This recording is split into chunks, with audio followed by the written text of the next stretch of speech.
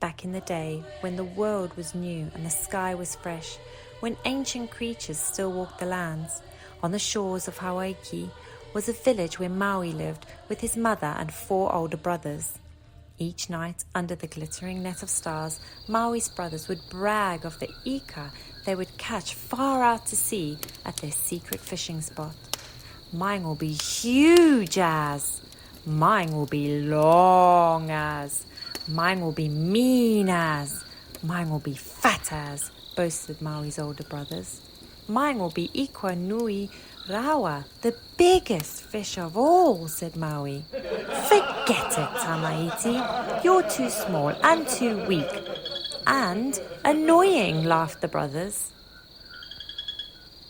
Maui stomped off into the night. As he wandered along the beach, kicking stones into the moonlit waves, he came up with a mischievous idea. When he was alone, he began weaving a strong fishing line from flax. As he wove, he recited an old karakia to give his fishing line strength. When he was finished, Maui took the jawbone, which his ancestor Murirana Whenua had given him, and bound it securely to the line. He quickly clambered into his brother's waka and hid there until morning. At first light, when the sun's rays chased away the last straggling stars, Maui's brothers loaded the waka with everything they needed for their fishing trip. Got the hooks and nets, and the kai moana for bait. Don't forget the anchor. Did you fellas hear something? Asked one of the brothers. No. They gripped the hoe with strong hands. Working together to use the ocean's currents, they paddled out past the crashing breakers, singing a waiata to keep them in time. None of the brothers noticed Maui hiding in the hull. When Maui knew they were too far from land to return, he revealed himself. Surprise! What are you doing here? You tricked us! Maui tinihana! Maui's brothers were angry, but the tides were flowing in the wrong direction to take their cheeky little brother back to shore. They gave Maui a hoe and told him to paddle hard. How much further? I'm bored already. Are we there yet?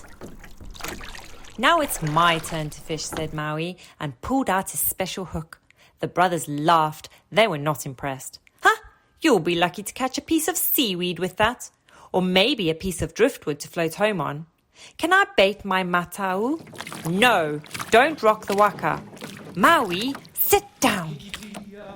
Maui didn't listen. Instead, he recited his karakia.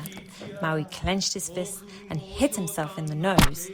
His nose bled, and Maui covered his hook with his own blood. He stood at the front of the waka and whirled his line above his head as he recited the karakia. He spun his line out to sea. The line sunk deep to the ocean floor, down into the depths of the domain of the Tanaroa, and instantly the hook was taken. There was a tremendous tug on the line. It's an eel! It's a shark! No, it's a whale! It'll sink us! Cut it loose, they shouted as the waka began to speed across the ocean. But Maui would not cut the line. He wanted to show off to his brothers. It dragged them far into the vast southern ocean. Kai kaha, they shouted.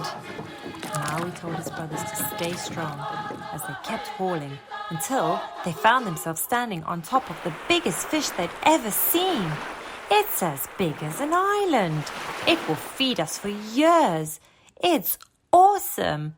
Let's cut it up, proclaimed the brothers. They hacked and slashed, chopping greedily at the huge fish, claiming huge pieces of their own.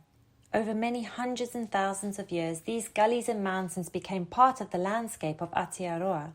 Birds, plants, animals, and people of Hawaii populated the giant fish. In time, Maui's giant fish became known as the North Island, and his canoe the South Island.